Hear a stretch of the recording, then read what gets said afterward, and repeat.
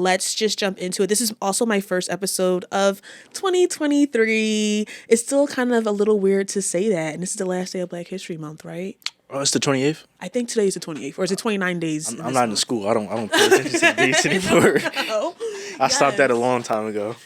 Honestly, speaking of school, I didn't even know kids go to school now like at 9 o'clock. I was like, when I was in school, I feel like I was there at like 7:45, 8 o'clock. Yes. It's really bad. I don't know if it's bad. It's just different now. You wake up at like 6, 7 o'clock, and then you be at school at like 8 o'clock. Yeah. If not earlier. I went for a morning walk at like 8:30, and there were children around. And I was like, oh my God, like, is school out? Like, do they have a holiday? I don't know. But let's just talk our shit, I guess. Let's just talk our stuff, I guess. I'm not sure if I can curse or not. Didn't mean to. So I initially brought you on here because we were talking about, is $25 a livable wage? Right. And I'm not going to lie, I got this topic from Twitter because I was arguing with somebody on Twitter. Not arguing, I was having a debate. But Twitter is just a different world. You say really one thing and people think like, I'm always counting down to the days when I get canceled. If canceling is still a thing by the time I get famous. But it's $25 livable wage. I did the math. $25 comes out to about anywhere between $52,000 to maybe $53,000 a year. Mm-hmm. And I'll let you answer that question. I have my thoughts. So I would say, personally, I think it depends. So like when I was working at Candytopia a couple years back, we were making $12. We were making $12 to $12.50, and so it wasn't that we weren't making enough money necessarily. It's that the hours weren't there, and so if I could have made consistently every week 8 hours a day, and maybe even throw in overtime, that would have been more than not livable wage, but that would have been okay. That'll allow me to pay bills. That'll allow me to get to work. At that time, pay for gas. We live in a different world. Okay. That was 2020, 2021. Mm-hmm. But so yeah, I think that it more so comes down to hours, right? But I've heard this before, that if, let's say, we're going to go from the low range of like what I'm talking about, 12, and we're going to go all the way up to 25. Mm-hmm. If they start paying you $12 to $25 an hour for $8 an hour, 8 days, not 8 days a week, 8 hours a day, 5-6 days a week, they're basically paying you about salary. And so companies are trying to get out of paying you a good wage as much as they possibly can. So they'll that's one of the problems that I do have with the fight for 15. So when you fight for 15, all they're going to do is just decrease your hours.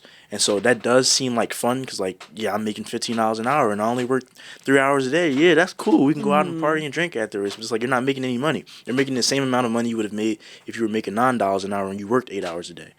So I probably really haven't said where I sit on this issue, but... No, it's okay. I also, like, not to kind of cut you off, but I think what we also forget when we talk about livable wages is...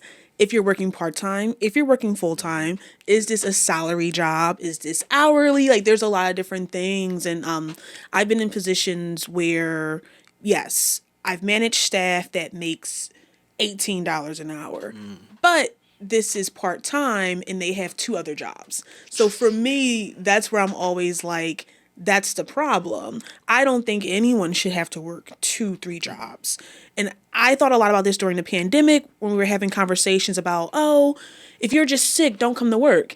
And I'm like, you know how many people come to work sick because they don't have PTO and they just can't do that? They don't have a choice to do that. They have a choice. So many people are working 2 jobs that probably both pay them $15 to $16 an hour. I don't have COVID.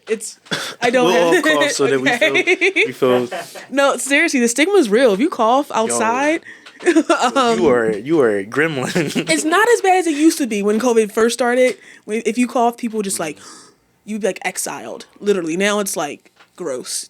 You're sick, gross. Like, but what's wrong with you? Literally, what's wrong? Like, are you for real? But yes, what I was saying is, my issue overall is anyone having to work more than 1 job. I think that's a problem. I think that's a systematic problem of the city or country that you live in, and it should be addressed. I think you're seeing a lot of folks, organizations, corporations now that are doing like unions, and I'm actually inspired by that. I guess I'm more intrigued by that. I won't say where I work, but my job recently got a union, and it's very interesting. And I know you see some folks. I think Starbucks is working on a union too. So do you have like anything to say about that? Do you know a lot about like unions and stuff? Yes and no. So, the first place I would start is I would say that I think it's important to break things apart. So I would say to answer your first question, I don't think how the system currently runs is a livable wage. But I think if we weren't afraid to pay people salary without paying them salary, if you get what I'm saying, like hourly but not salary, I think it would be livable. But no, $25 an hour is really not a livable wage. Is it is it good money? Yes, but they're only paying you that so that it's like two packages. How do I phrase this? So like if you're ordering something, you have the 2 day shipping and then you have the 3 to 5 day shipping, and it's like you're really not doing anything different. It's just that one, you're paying them more, but you're working them less, so you're still paying them the exact same amount. And the other one is you're working them more, but you're paying them less. So either way, you're still paying them the same amount. So if it wasn't livable when it was $9 an hour, then it's not going to be livable when it's $20 an hour, $25 an hour, simply because of the amount that you're giving the person. You're still giving them maybe $400 a week, maybe $800 a week, and there's too much going on in this world to be paying someone that amount of money. But to the unions, I really don't know where I fall on unions. I feel like at a certain point they were a good thing. Like during the I was about to say J. Edgar Hoover. I'm thinking about the other guy, the one from that movie JFK. that he was killed and no one knows where he's at. You're talking about Kennedy? That's, Is it a president? Al Pacino played his character in Is it like who? Wait now. Hoffa, Jimmy Hoffa. There we go. Okay. Yeah. So I feel like there was a certain point when unions really did fight for people, but nowadays they really don't, because one, they don't really step in to do anything for you. Throughout the period that you work there, they just take money from you for the majority of the time. I'm not saying that unions don't have a good side to them, but as effective as they were, I don't think they are anymore.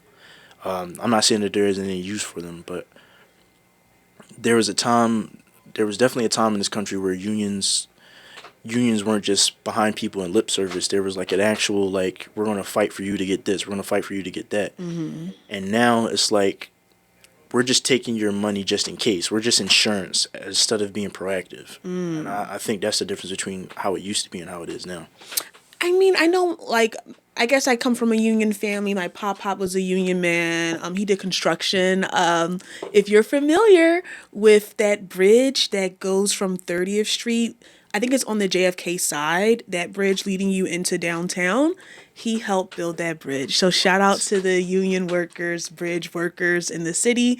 He helped on that bridge and other bridges. But talking to him is very interesting because when he retired making 50K. And I was like, that's insane. Because if someone gave me 50K today, it is a good wage. I think it's a good start in the right direction. I'll also say this. I'm a nonprofit girl. Most of my jobs have been in nonprofits. So 50K in nonprofit land is like, you're getting paid. You're getting some money. But like 50K in like the corporate land, that's like a joke. Like, are you for real? But I'm a nonprofit person. I'll probably always work in nonprofits. I enjoy it. It's just not, in today's economy, 50K is maybe like what, $1,800 to $2,000 every 2 weeks. I want to say. Well, they say that there's this statistic. I don't know if it's still up to date with inflation and things of that nature. It came out a couple years ago that if you make about 70, it was towards happiness. That if you make $70,000 to $75,000 a year, then that's the amount that you need to be happy, in the sense that you can do all the things that you want to do. Yeah, for sure. So yeah, 50,000. I'd be happy as hell if someone gave me 70K. Yeah, right. I would be, not to cut you off, but I think it's also like, I put a lot of stock in leisure activities. I don't think you should be working to live all the time. If you have a hobby or a passion, especially as a creative, maybe I'm being a little biased, that stuff does take money. You need space and time to, do that, to nurture that craft. And I'm not sure if you can do that if you're always at work, or if you're just lucky enough to hopefully just work in your field. I think Philly Camp's a great place. Everyone here is a creative, so they may have a different perspective on it. But if you're someone who is working outside of your passion, I don't know. I just don't want your soul to be sucked out of you because you have to go to work every single day. And I mean, I'm a huge advocate for use that PTO. Like, lie to your boss. No joke. But like, use your PTO, take your vacation. And I just started doing that more because during the pandemic, I worked straight through. Like, I lost my job, like most people did. I was furloughed. But like, I had an apartment I had to pay for. And I had a landlord that did not really care that I didn't have money. So I went and I worked in a warehouse for 2 years, and that was really fun. I got muscles, and I can drive a forklift now. I'm forklift certified. So if you need me to move like a pallet for you, I can. But I say that all to say that like I just didn't get that experience that a lot of folks got during the pandemic where you could just be off. And I'm not a hater. I'm not hating. I'm happy for y'all. But I think I think a lot of people just needed that time. And it's crazy that it took a pandemic for us to finally slow down and to actually I can do my job from home. Because there's people with children who are like paying for daycare that they may not be able to afford. But if most of your job is clerical or administrative, you can do it at home. I just want us to kind of reprioritize the importance of like relaxing, family time, having personal days off. The older I get and the more these politicians want me to vote for them, I am kind of just like, are you working on creating a space or a world for folks to not feel like if I don't go to work, I'm going to be fired or something? Like, do we live in that world yet? And I don't think we do. And that matters to me. See, so three things of that, and I think at least two of them are biblical, and one was what we were talking about before the podcast started. So there's this interesting custom that Jewish people used to have. And I don't know if they still do it in Israel or not, but basically it was that you would work, you would have a year where you would basically have off. And this was obviously back during a time like thousands of years ago when they had the ability to do that type of thing. We do live in a different type of world, but it amazes me that not only did God make it a law that on the Sabbath day you're to rest, but He also made it so that his people had a system in place where, and this was the same thing for debts. So there was a certain year, I forgot exactly all the particulars of everything, but there's a certain year, I believe it's every 7 years. On the seventh year, you're supposed to rest and you're supposed to, just enjoy your time with your family. If there's any debts that you owe, the debts are completely gone. Doesn't matter when you incurred the debt. You might have incurred the debt on the 6th year, the day right before January 1st. Snap. Okay. It's like, yeah, you good. You good now, bro. That'd be like something I take advantage of. Right? And it's like, so there's this idea that even God instills a want and a need for you to relax and for you to take time. Like he made us so that we work for however many hours throughout the day, but we have to sleep, and that sleep fixes us.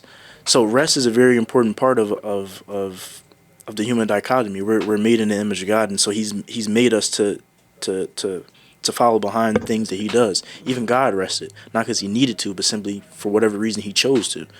And so Did He rest for 40 days? Is that how the story goes? I forget. I haven't been to church in a minute. So technically, how some people see it is that He rested from all His works on the seventh day. So anything that He's done in terms of salvation or creating or whatever the case may be, we're technically considered in the seventh day now. All of His work is done from the past to the present is completely done. So did that answer your question? I think so. Where am I getting the 40 days from? What story is that? That's when there's a couple different instances of 40 days. Some of them were fasts. Specifically, Jesus did a 40-day fast. Whew, Jesus Christ. Yeah, right. Oh my God. I couldn't do it, but there are other people like Daniel that did 40-day fast, but they were different. It was like bread and things of that nature. And he maybe drank a little bit of water. But yeah, that's where that comes from. You know what I just thought about? Since we live in a digital age, it's probably happened already. Like South Park probably has done a joke on this. Like there should be some diet fad where it's like called the Jesus diet, and Oh you yeah. basically fast for I'm 40 surprised. days. I'm surprised. If we had a keto diet, why don't we have? Well, you know what? There is something called the Daniel fast, and Okay. that's something that people do. It's become secular, but it's basically the idea that you're following the diet that Daniel had in the Bible, where he, like I said, he only ate bread and maybe drank a little bit of water Oh snap. for 40 days. Okay. And people, I don't know exactly how that's a fast because bread is not helping you. You know Like what? for weight loss purposes, it's not helping you. But Ice Cube in that one song, I think it's "Fuck the Police." He's like, still getting swole off bread and water. So I think it does give you, it contributes, like you said, The to the body carbohydrates? mass. Yeah. But if you're working out, like if you're trying to build muscle and all you're doing is eating bread and you're eating a carb, I'm no dietitian or nutritionist, but I do think that would help you get in shape. Like, because you're just eating bread and water. And then the last thing that we were talking about earlier is that I think like we were saying earlier, I think there is a certain, you can't, there's no one should be putting themselves in a position. I think a lot of politicians do that they'll become heroes and they'll save the day, and they'll do this and they'll do that, and they'll hold the city up with their right hand. And it's like, no, I think the way that you fix a city, especially a city like Philadelphia, is just make it so that people can follow their passions. If you do that, then people will naturally. This is kind of like the same idea or argument. I'm not making that argument, but it's in the same vein that of capitalism. If you allow people to, have freedom to invest in things, then they'll start their own companies. And you've seen that during the Industrial Revolution and things in this country where people create products that are up there with other products to stop monopoly. Like the reason why YouTube has its foot on people's necks is because there's nothing else. StreamYard is not going to compete with YouTube. All these other little platforms are never going to compete with YouTube, and that's because we've made that space the way that it is. And so Disney, for example, well, no, I can't. I don't really want to throw Disney. They are, but I can't really say because do they own Pixar? If they own Pixar, it's over. Technically, yeah. I mean, and this is because I've been in the deep depths of special features on DVDs. But yes, Disney's Pixar. Okay. Yes, So that is the official title. We're screwed as a society, But not because of anything else, but simply because Disney owns Pixar. Well, it's one of those things where like TJ Maxx owns. I think technically TJ Maxx owns Marshalls. Oh my God. But you don't say TJ Maxx's Marshalls. But Disney does have their own animation studio, and Pixar is a different animation studio. But Disney does technically own them. Disney's Pixar. I'm trying to think of a better way to describe the relationship. But yeah, they Kind are. of like Coke and Pepsi. A lot of people don't know that they own each other. Well, they don't own each other, but I think Coke owns Pepsi, or Pepsi owns Coke. It's one of those two ways. And they also own Dr. Pepper, and they also own Sprite. And it's like you sit up here and see all these commercials of like, yeah, this soda's better than this soda. It's like You're all giving it to the same person. Exactly. Yeah. Yeah, like Disney owns ESPN, I think, too. What? That is like Disney, they have their foot on a lot of people's What happened necks. to monopoly laws? Can anyone answer that for me? No. What happened to that? But see, this is where I'm not sure if I'm putting my tin hat on, but I just don't think a lot of laws exist. I don't. And I'm a huge believer of just like. I definitely jaywalk every day. I jaywalk every day, or just kind of like, and maybe I'm a little pessimistic, but you can do whatever you want in this world or in this country if you can afford to do it. That's just what it is. And you're going to always be above the law in some capacity if you have enough money to be above the law. So yeah, Disney definitely is doing some shady shit, but like you said, who's going to go against YouTube? Who's going to go against Disney? Their lawyers are like insane. Being a lawyer for Disney, you're set. Google actually goes out of their way because Google and YouTube are kind of partnered together. Google actually goes out of their way to stomp out competition. Didn't Google buy YouTube? I believe so, yes. They go out of their way to stomp out StreamYards, all these other little platforms, and stop them from competing. And so it's like, and that's basically to get back to the original point. That's what I think. That's how you save a city, not by becoming a singular hero, because no one's good enough to do that. I'm surely not. I don't have the genuineness, the honesty, or any of those things to run a city, based off of good principles. I'm not a good person, but if you allow people to affordably chase after their dreams and however many fashions that you could see that, because I believe on your end that's definitely an important part, allowing people to not have to work multiple jobs. That's a very important step. It's really important. Yeah. Me personally, the thing that you normally pops into my head, and this is why I say no one person can save a city, because me and you can sit down and we can think of something that no one else can, and then he can join in, and then we have something great. But someone outside can also throw something. We're human beings. We can only see so much, and so the more people you add in, the greater things become. I mean, yeah, no one has. There's no such thing as ultimate perception. Definitely. Yeah, there's no such thing as that.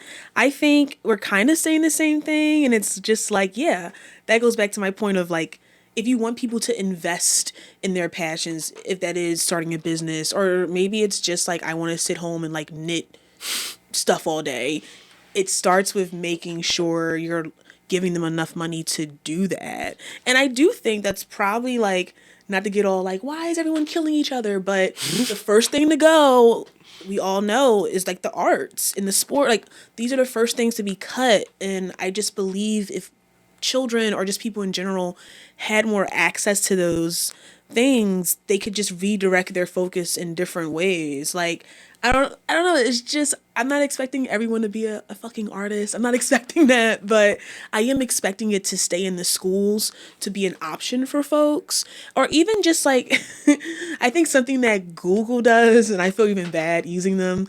Like, I remember one video dropped that showed like their interior, like where their employees work, and it's like, oh yeah, you can bring your dog here, and they even like, they pan over to show like the bunks, like the beds that they have, and it's like, this is you can never leave work and just work here forever. Like, it's a little crazy. Yeah. But if I just want to give them the benefit of the doubt, I think, yeah, if we made work more fun and we had options for folks to do fun things at work, maybe that could be better. Or just even like, I would love for us to like redefine our healthcare plan. So something that EJ had did recently, or he's been doing a lot of, is he's been going to float therapy. There's like a floating place in Fishtown. I forget the name of it, or the technical name of what he's doing, is when you just sit in a tank. Oh, the sensory deprivation. Yeah, he's just doing that. And I'm like, what if that's something that we kind of made mandatory for folks? Or what if that's something that we even put in prisons too? Like, having that time to, I'm just thinking about what I would do if I was in a sensory deprivation tank. Probably sleep, or just think, or just kind of to feel the nothingness or the weightlessness of life. Like, just, I don't know. I'm probably just saying it wrong, but having different options for people to reflect, or to somehow, I don't know. Like, I guess. Do you think we cope the wrong way? Like, Sorry, I'm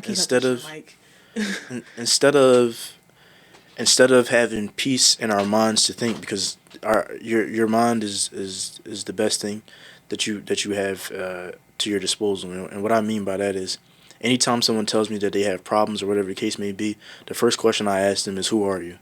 And usually people don't know how to answer that question. They don't know who they are. And so if you don't know who you are, you can't even begin to solve your problems. You have to, it's not fun. It's definitely not fun. I do spend a lot of time trying to escape my own thoughts. I'm not going to lie about that. That's the reason why I love music. Music takes me out of my thoughts, and I'm just there listening to the music. I don't have to think about anything. However, I do think that does become detrimental at a certain point, because one of the reasons that my head is on straight the way that it is that my conscience doesn't leave me alone. So eventually I can only listen to so much music. I can only do so many things before eventually it's like, all right, well, here's this thing that we're going to think about now. You don't have a choice. You're in the shower. You can't go anywhere, buddy. You're not running from me. Or you're laying there at 3 o'clock in the morning. You can't seem to fall asleep. And it's like, yeah, the YouTube video's not working. I know you hear me now. So it's like you need to use your brain. You need to think. You need to address the problems in your life. And so time alone to think, I don't think we do that as a society. We go and we spend time around our friends. We go and we spend time around our family, and then we get home, and then we find anything and everything in the world to distract ourselves. And usually the biggest thing is entertainment, whether it's like YouTube or Instagram or TikTok or just anything, even books. Sometimes I think books can can become a distraction for certain people. There's a lot of productive things. There's a lot of things that are productive that we use unproductively. And so I'm not saying that these things are bad within themselves. I'm saying that we use them in the wrong capacity. Some of the time we should be using to think. And so do you think there could be like a wrong coping mechanism that we have? Oh yeah, for sure. I mean, I watch and listen to a lot of philosophy videos, and I was listening to one this morning, and they were talking about like why young people of this generation are like the loneliest, or why they don't have a lot of friends.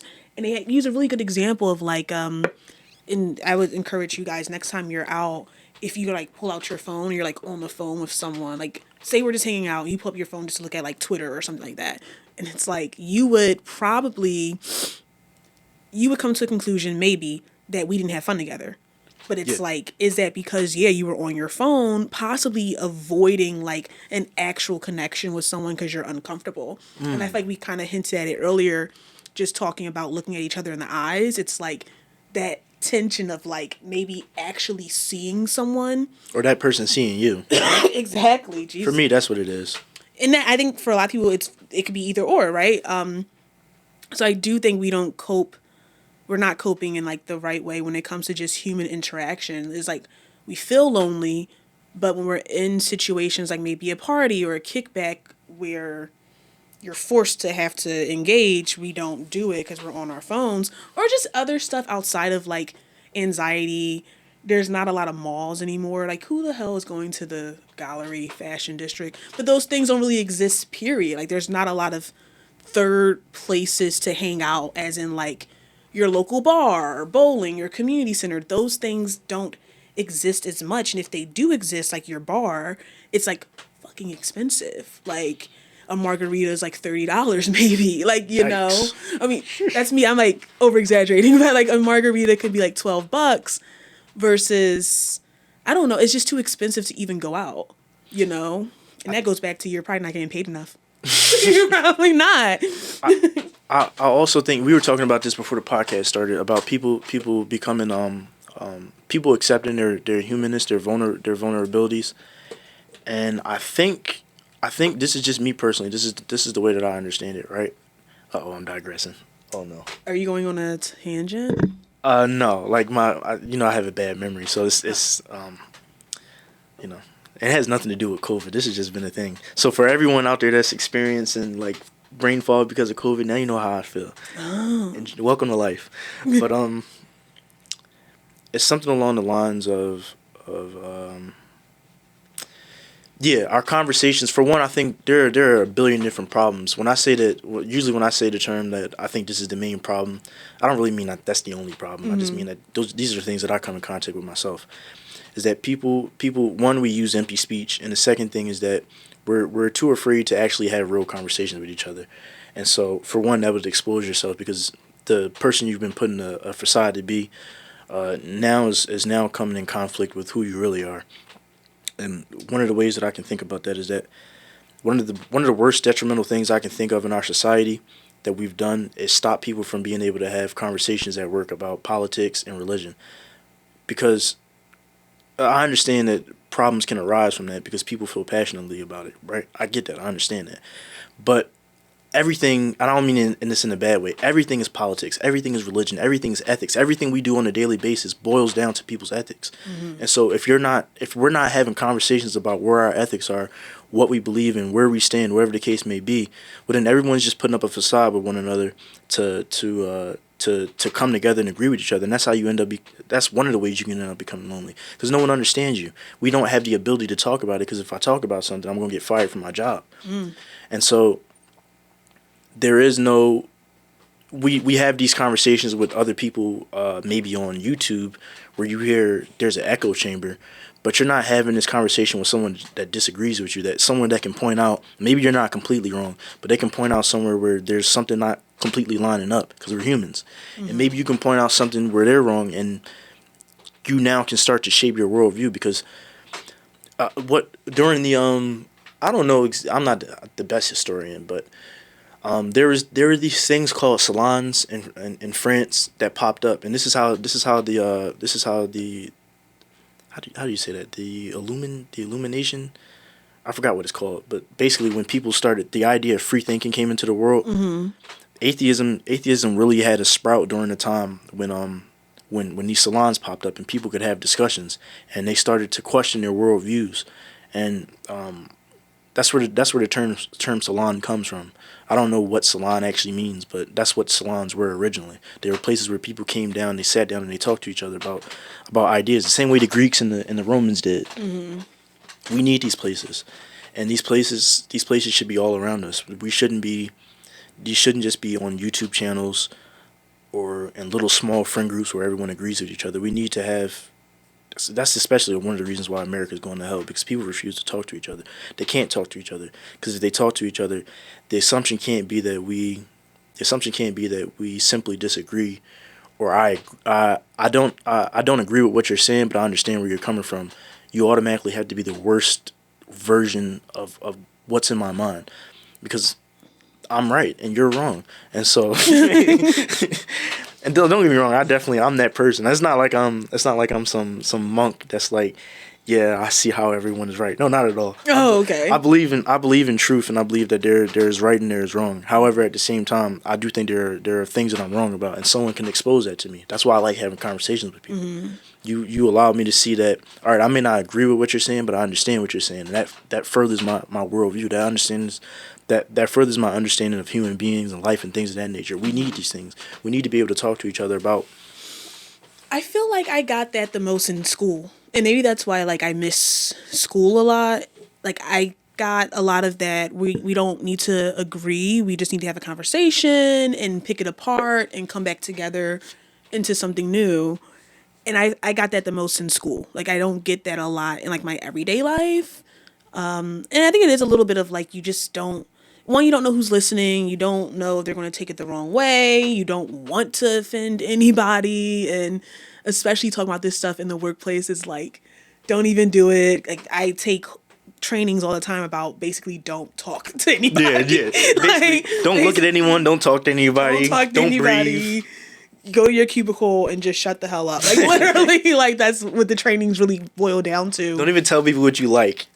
Don't. You like coffee without sugar in it? Yeah, I should hang you. Like you're anti-sugar, and it's like, oh no, I'm just maybe I'm a diabetic. I don't know, but like, yeah, I don't want to say we're not. I guess we aren't talking, but if I don't know the history of saloons, I don't want to say the wrong thing, but I think that's literally like the third party places I'm talking about that don't exist. Like where that conversation could probably come up organically at an arcade or something. That arcade isn't even in your neighborhood, you know? True. So like that bowling alley isn't even in your neighborhood. So there are a lot of places, especially gentrified places, and I don't like gentrification, but something that I've noticed with it when I'm seeing it, yes, you're getting these new houses that they build in like one day, but where is the communal space? So where is the local bar? Where is the rec center? Like those places aren't existing that much in these gentrified areas. And if they are, they're on the other side of that area. I mean, we're both from West Philly and we live in food deserts. And it's very well known that I live on 32nd Street, but the closest Aldi's is on 46. Yeah. Like that's actually really far. And in between 32nd and 46, I've already walked past 10 different Poppy stores I can just go to, you know, or even like the giant heirloom that's on, is that 36? Yeah, that's 34th, That's but it's like 34th. 34th in Walnut, right? Yeah, like the giant heirloom that's right there. And I'm kind of a supermarket connoisseur. So the heirloom is supposed to be kind of like an upscale mini market in a way, but it's like technically on Drexel's campus. It's in one of Drexel's buildings, like the view. True. Is that really accessible? Like stuff like that. Or even the closest giant to our place on 32nd would be the one that's like on Cherry Street near like the Franklin Institute. It's like past 30th Street. All I'm trying to get to is like even little stuff like that isn't accessible, where you could also probably have that same conversation. Like these places, these saloons are out of reach from certain folks, and I think that plays into maybe like the quality of life and people not being able to have these organic conversations and understand that you can disagree without walking away a bigot. And I don't think everyone is like a bigot. I think most of us are just ignorant. and we need each other to like learn and things like that, but we're not really hanging out because we don't live near each other, or these places that we would hang out don't exist. So do you think that we should, not to take away from the bowling alleys and things of that nature, because my mom talks about that when she was growing up. She was born in '65, so to the '70s to the '80ish period, they had like little ice cream shops like on 33rd Street, Yeah. where the barbershop used to where the barbershop is at now, and the old hardware store. There used to be a ice cream shop there, or sometimes little old ladies in the neighborhood sold stuff. So I'm not taking away from that, but do you think we should also just have like straight up dedicated places like we get like the Romans, like podcasts and things are fine, but you go in this place and everyone's just sitting down debating. They're talking about topics. They've got books out writing down their points. You think that should be a thing? Like a think tank, kind of? Yeah. Yeah. I mean, that'd be pretty chill if it was. I don't want to sound like a tyrant. Like if it was mandated that you had to go. You gotta go. I'm sorry. I'm not trying to sound like a tyrant. It's just kind of like I would go there because I'm like into philosophy and stuff, and like I just want to learn more. But would everyone go there? I don't know. I think it would definitely be a good thing for like violence and things of that nature too, because I feel like there should definitely be spaces where where when people have a problem with each other, they should be able to come and sit down and talk to each other, and the place is enforced so that there is no like extreme violence, or even further. We should be able to have, if things do have to take to a more violent nature, it's not like death. It's more along the lines of you're fine. I'm sorry. No one here thinks you have COVID. Oh God, it's just a little tickle in my throat. I'm okay. It's like allergy season. This is live TV. This is the good stuff. This makes it real. It is like me, like Authentic, uncut. just like you got a halls.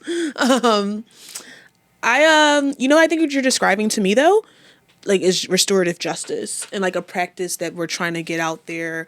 I'm thinking of it like, okay, say someone, I don't know, what's something that's like a small petty crime, like they snatch your purse, but like I don't know, maybe I can't have this conversation because I'm always going to be like capitalism and like systematic racism is the reason why you're getting robbed. Like that's always going to be my answer. Like it's because of that you got robbed because of systematic racism.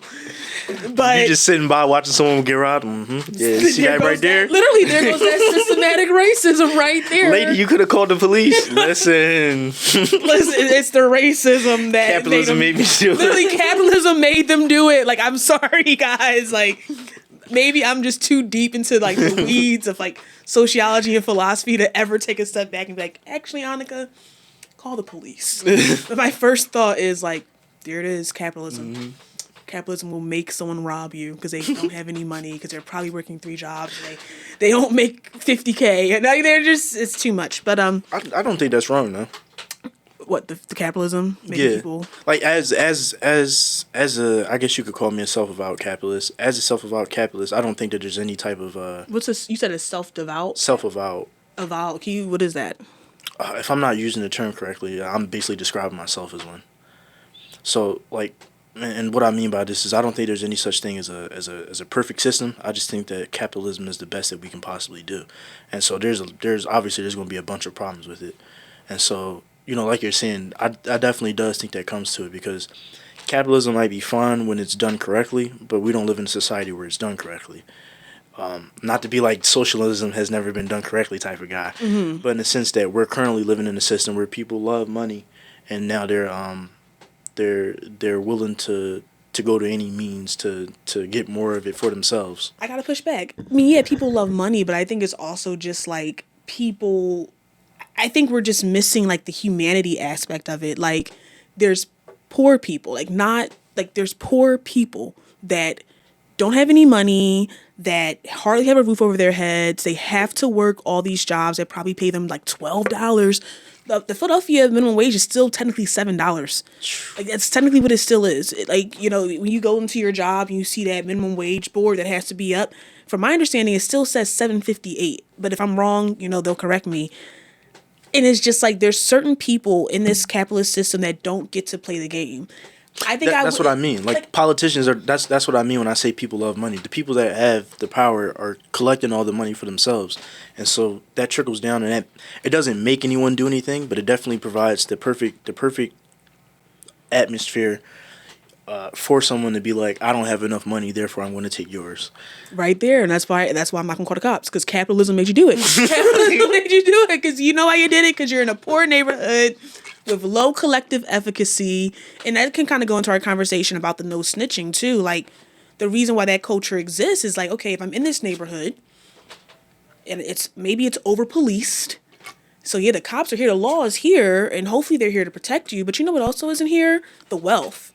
There's no money in this neighborhood. So the person that I'm not snitching on is the same person that may also rob me because of that capitalism that he doesn't get to participate in. Like, I don't like that in 2023. How is it that homeless people still exist? How is it that people are hungry in 2023? It blows my mind, and I have nothing against like being world leaders, but it blows because that's one of the reasons why I love America, because You love America. yeah, I really do. Again, like I realize I always realize that there are problems with things, but it's like I wanna see the good things. I want to see the good aspect about things as well. Oh, I And love so- an optimist. Good for you guys. I'm so pessimistic about a lot of shit. I'm sorry. I really am an optimist because a lot of times people be looking at me like, "You're happy about this," and I'm like, "Yeah," because I like one of those things is suffering. I'm not against suffering. I haven't gotten past anxiety, but I have gotten past depression. I just deal with it now because it's like that's part of life, and I really do believe in the idea that there is always a light at the end of the tunnel because I've seen it. There was a point in time where I was depressed for damn near 3 years straight. I wasn't like physically trying to kill myself, but I was putting myself in positions where someone else would kill me, and so that's another one of the problems that you see in ghettos nowadays as well. It isn't necessarily that people are just like living that way because that's what they choose to, or because they have to, but they want to. They want to die, so they're trying to find any way that they can. They want to be hurt, you know, for whatever reason. I do believe there's a suicidal nature that permeates any like ghetto or low income area Definitely. because there's levels of like desperation too. Like I think, and maybe that's just my problem with the conversation sometimes, and I do it a lot myself with like the heavy word jargon. But can we just talk about the humanity of like in these neighborhoods, people are isolated, you know, they're sad, they're depressed. Maybe there is a little bit of suicidal nature there. And They're hurt. They don't even have family. They don't have Yeah. parents. Not that they don't have parents, but they feel like they can't go to their parents. yeah, and if you have like, I was speaking earlier about the youth of today and like how they're killing each other and stuff, and that feeling of like nothing matters and like why not, or who's gonna miss me. Like to me, when I hear that type of stuff, it's like, yeah, you're depressed. Like I say that stuff to myself, like, oh, no one's gonna miss me. Like, you know, when I'm having these very passive suicidal thoughts, but like to go out there and to be like, I don't know, to not, I don't know. I think there's just a nuance with taking a life. If you feel like you just need to do it, but like to do it and you don't feel no type of respect or remorse for what you just did, or like when we talk about body counts, like, oh, I got this many bodies, I've killed this many people. It's like, to me, there's a responsibility with that and a spirituality that comes with it. If you're going to be the Grim Reaper, like you need to have like some level of respect for life to also feel like you can take it as well. I'm not sure if I'm being a little bit too abstract, but it's just like, I don't think so. if you want to kill somebody, I think there needs to be a level of respect for life. Just to be walking around like the Grim Reaper. Even the Grim Reaper has like a certain poise to him. Like, you know, when you watch like episodes or shows like what is it, like the Christmas Carol, when he's seeing all of the three ghosts and he finally meets Death, and it's like Death is kind of chill. Like, I mean, I think it's not chill, but it's interesting to me whenever I see Death depicted in media, especially in the Christmas Carol.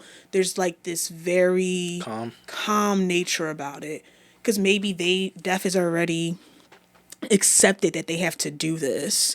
They're not, I don't know. He's not There's walking a around. solemnness to it. There's a solemnness to it. There's not a readiness and a happiness to it. Yeah, like he's like, no, I have to do this. Like this is something. There's a bit of pride with it as well, and I guess that's what I don't understand about when people. I don't know. I think I'm not talking about it correctly. I think isn't it really no different than how when slavery was going on, there were people that were in charge that basically promoted these ideas that black people weren't humans, so that because your conscience is always going to get you. But if you give yourself an excuse, because I feel like it's not that these kids don't feel what they've done, but because they have rap music, they have an excuse not to feel the actual pain of it, or the actual pain of it. It takes other fashions. So like what I mean by that is I feel like human beings, or at least myself, I'll speak for myself.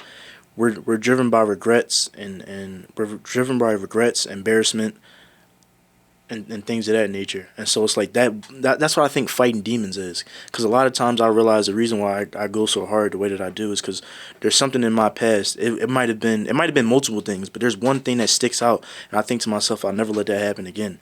And so when I find myself in situations without even thinking about it, that's what's in my heart. I'll never let that happen again. And so I feel like sometimes, even though you're not thinking about something, you're thinking about something. And so you'll find yourself in a situation where you feel like you haven't really gotten past what you've done, but you have an excuse for it. And that excuse allows those demons to fester and get worse and worse. And so there was a time where they basically said that black people weren't humans. And that's how you could kind of like deal with the fact that you were enslaving people and killing people. You could get away with it. You're not get away with it, but you could settle your conscience because You're not even killing a person. exactly. Yeah. We all do that. For example, the Nazis did something of the same effort, and so now I feel like black people have rap music to do that. This is my op. This is I gotta feed my family. I gotta do this. I gotta do that. Therefore, what I did wasn't really that bad. It's justifiable. It was either him or it was me. There's all these excuses for why you did what you did, and so it kind of tames the conscience, not completely, but just enough that you don't see that you're feeling the consequences of what you've done. You don't know that you're dealing with the consequences. I think all three things, the shared like drive is self-preservation. I mean, with like, okay, we're going to treat, okay, black people are slaves. They're like 1/4 of a human. Like, this is self-preservation. Like, if I keep them down, I can stay up. The same with, the Yeah. Holocaust and the Nazis. I do think about that a lot. Like, you're trying to preserve the Aryan race. What are you going to do? You're going to get rid of certain people. Self-preservation. Like, intra-racial violence, self-preservation. You're killing other people that look like you and stuff like that. So, I think it's self-preservation. Definitely. I think, and I don't think people really like that idea that people put other people down for their race, because then it's like, well, aren't you promulgating racism? It's like, no, we're just understanding human beings. Like, do you really think if the tables were turned, if we were Europeans and we had came across this group of people, that we wouldn't do the exact same thing? We did the exact same thing. We did it to ourselves.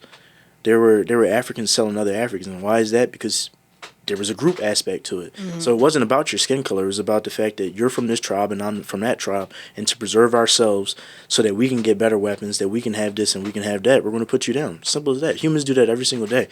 There is the amount of pain that I feel in my heart for people across the world that are in Uyghur camps and things of that nature is sad, because I don't feel anything, because I don't relate to them. It's me versus them in some sense, and it shouldn't be that way, but it is. You're saying that's the human nature of just humanity. To separate yourself from other groups of people and to benefit from that self distancing, we all do it to some aspect, even if it's between I'm right and you're wrong, and therefore because I'm right, I get to do whatever I want to you. I get to remove your rights from you. We all do it, and tribalism doesn't escape human beings. That's one of the things that amazes me, that people think that somehow they've escaped tribalism and they're the one that sits above everyone else. We all do it. It doesn't matter what form it takes. I like the idea that just because you're right doesn't mean that you're right. And what that means is that just because you have the right opinion about something doesn't mean that you went about the right way of doing things. Or you handled the situation correctly, or you felt the right way about it, or whatever the case may be. Yeah. You can be right and still be wrong with how you handle things. Man, It got deep in here. It got deep and dark in here. We have 10 more minutes left. We have 10 more minutes left, and I'm going to open up the floor to you to ask your questions. Where did we land on the $25? Is it a livable wage? For me, no, it's not. It's not. Okay, cool. I was just going on a little. I do that. I went on a little bit of tangent of why. Basically, that's what I should have just said. I should have just made it simpler and said that it's not a livable wage. I did say this, but I should have just started there. That if you're paying someone $800 a week, it doesn't matter how you pay them that $800 a week. Mm-hmm. If you pay them with the $9 and you extend and you give them the 8 hours, or you give them the $25 an hour and you give them only 2 hours a day, you're still paying them the same amount of money. And so no, it can't possibly be a livable amount of wage.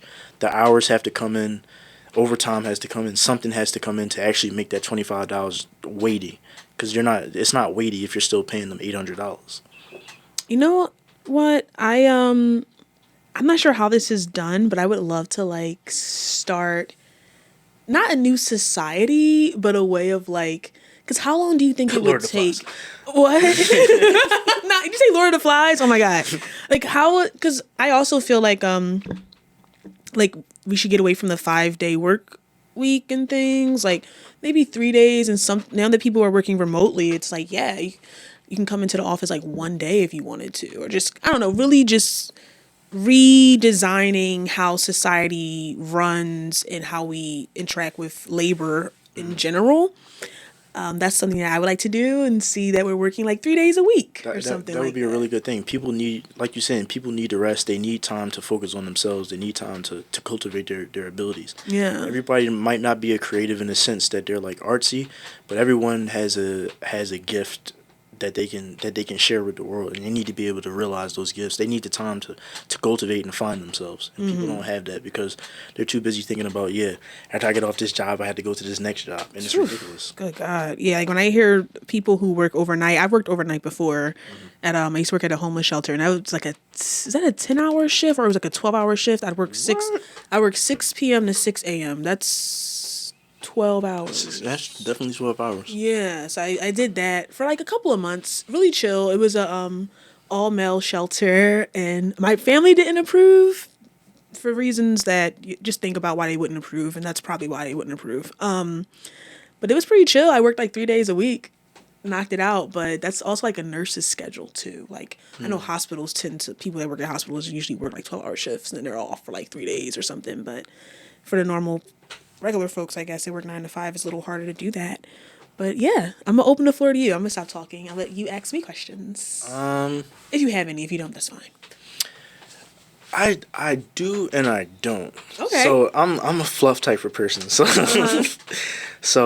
I guess the question would be, if you're fixing Philadelphia, and we're standing from the standpoint of giving people time to find themselves and things of that nature, what are all the ways in which we could do that? One of the ways in which you were basically saying is reducing the time that people work while also giving them a livable wage. One of the things I think is that during this time off, they should be able to go to places where they can discuss and have ideas. Mm-hmm. What else in society are we missing that we could possibly add in? I would say better prisons, redefining what prison is. I know it's a lot of different stuff going on over here, like it's privatized and things like that. So, but I think that'd be good, because if we're sending people to jail, like it can't all be like punishment. It needs to be some restorative action there. Like, what does that look like? And setting them up for success, because when people are getting out of jail and stuff, like, they're going back to these same communities. Like, this isn't like a movie where some people get out of jail and they go like to LA. They're going back to the same community that they got locked up in, like really setting people up for success. With worse conditions now, because now they got, as a child they might have done it because that's all they knew, but now it's like they have no choice to. Yeah. I can't get a good job anywhere. Yeah. And like, I'm not sure how probation even works. Like, I'm probably just talking out of my ass here, but I really just don't want people to keep going to jail. Like, I want there to be some type of end goal of making sure that they can have a productive life so that they don't go back to like their old ways. I'm also someone who's just like, hey, there's always gonna be bad people in the world, so some people just have to commit crimes. That's just kind of their life calling, maybe. So you're always gonna have those people, but for the people who do want to get on the right track, I think setting them up for success would be really helpful for the entire community. That'd be great. Better transportation system.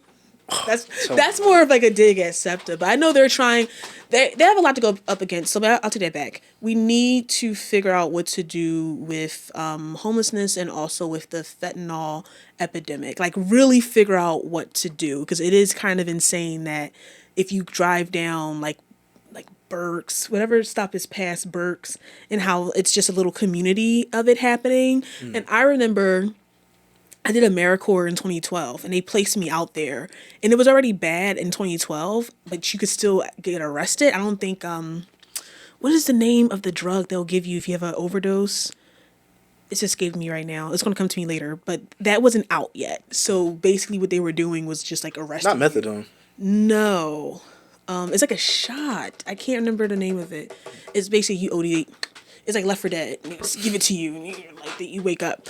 But that wasn't out yet. So back then they were just arresting you. But now that this shot is out, what's the next step? And I know they were doing some campaigning to put like a safe usage house in South Philly. And the South Philly residents were like, no, you can't do that here. Like, this is our neighborhood. We want to keep it clean. But South Philly, y'all crack me up because they definitely do drugs there. Remember that? No, because there used to be a Wendy's on Broad Street in South Philly, like a really nice Wendy's. And you know how if you go to Whole Foods now, or just any kind of place downtown, if you go to the bathroom, they have like a little needle kind of container. Because everyone knows that people are doing it. And South Philly had the nerve to like, no, you can't have a safe usage needle place here because we don't want that in our community. That Wendy's was like rife with people that were doing drugs. It happens in your community. It made me sick to my stomach because it's like, are you for real, South Philly? People are doing drugs everywhere. Like, why do we not want... People are going to do drugs. I just don't want them to use dirty needles. I don't want them to, like, be spreading HIV amongst each other, because that's also how you get HIV, by sharing needles. And that's probably what's happening out there. And that's something that can better our community. I don't know.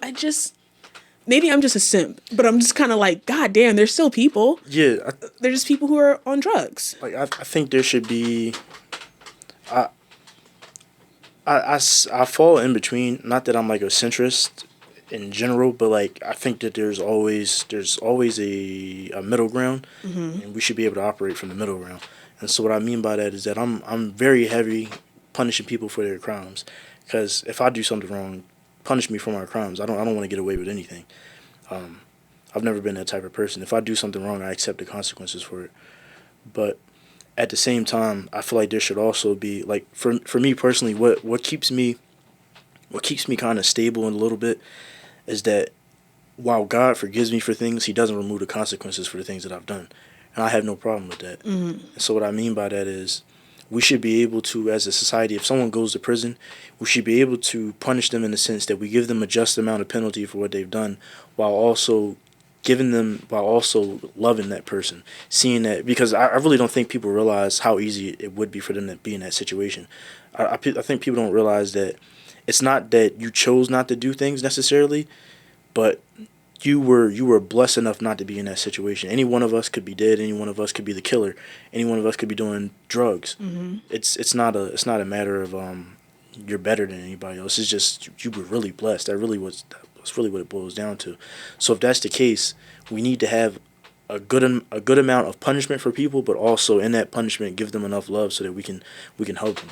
There's one guy on YouTube called Charleston White. He said when he was a child, and he went to prison, they had this program where they basically and he was in there for murder.